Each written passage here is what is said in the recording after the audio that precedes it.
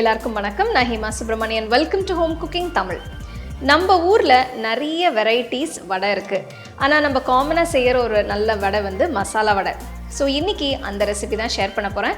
ஆனால் கொஞ்சம் வித்தியாசமாக நம்ம இதில் வால்நட்ஸ் எல்லாம் போட்டு நம்ம இது செய்ய போகிறோம். ஸோ வாங்க இந்த வால்நட்ஸ் மசாலா வடை எப்படி செய்யறதுன்னு பார்க்கலாம்.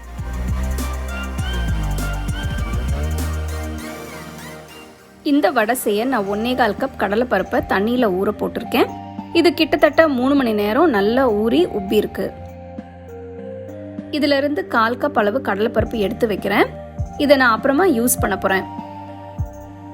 இதுல இருக்கிற எக்ஸஸ் தண்ணியை வடிகட்டிட்டு மிக்சர் ஜார்ல போடுங்க. இதோட 1/2 கப் வால்நட்ஸ், 1/2 டீஸ்பூன் சோம்பு, 1 டீஸ்பூன் உப்பு போட்டு 2-3 தடவை பல்ஸ் பண்ணுங்க. அரைச்ச மாவு இந்த கன்சிஸ்டன்சியில் கெட்டியா இருக்கணும். இது கூட நான் இன்னும் சில பொருட்களை சேர்க்க போறேன். பொடியா நறுக்கின 2 பெரிய வெங்காயம், 3 பச்சை மிளகாய் நறுக்கினது, 1 துண்டு இஞ்சி பொடியா நறுக்கினது, நறுக்கின கருவேப்பிலை, 1/2 கப் நறுக்கின கொத்தமல்லி இலை, எடுத்து வச்ச 1/4 கப் ஊறின கடலைப்பருப்பு போடுங்க. அடுத்து 1/4 கப் அளவு வால்நட்ஸை நறுக்கி சேர்க்கிறேன். எல்லா இன்கிரீடியன்ஸையும் நல்லா மிக்ஸ் பண்ணுங்க. நீங்க கையில பிசைஞ்சும் எல்லாத்தையும் மிக்ஸ் பண்ணலாம்.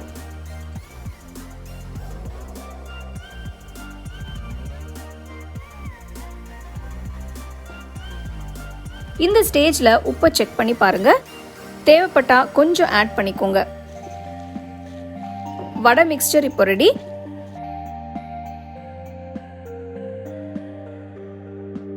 கையளவு வடை மிக்ஸ்சர் எடுத்து இந்த மாதிரி ஃபிளாட்டா தட்டுங்க.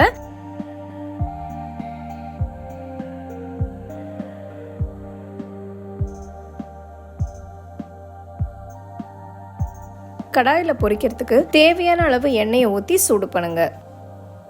எண்ணெய் சூடானதும் செஞ்சு வச்ச வடையை போடணும். அடுப்பு மீடியம் ஃப்ளேமில் வச்சு வடையை சுடணும். அப்போதான் வடை உள்ள வரைக்கும் நல்லா வேகும். கோல்டன் ப்ரௌன் கலர் வர வரைக்கும் பொரிக்கணும். மொறு வால்நட்ஸ் மசாலா வடை இப்போ ரெடி. தேங்காய் சட்னி கூட இந்த வடையை சூடாக சர்வ் பண்ணுங்க.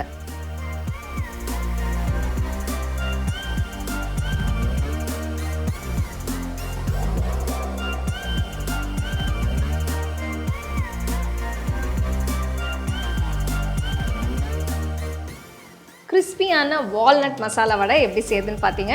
நீங்கள் சாயங்கால நேரத்தில் டீ காஃபி குடிக்கும்போது இந்த மாதிரி ஸ்நாக்ஸ் செஞ்சு நீங்கள் என்ஜாய் பண்ணலாம்.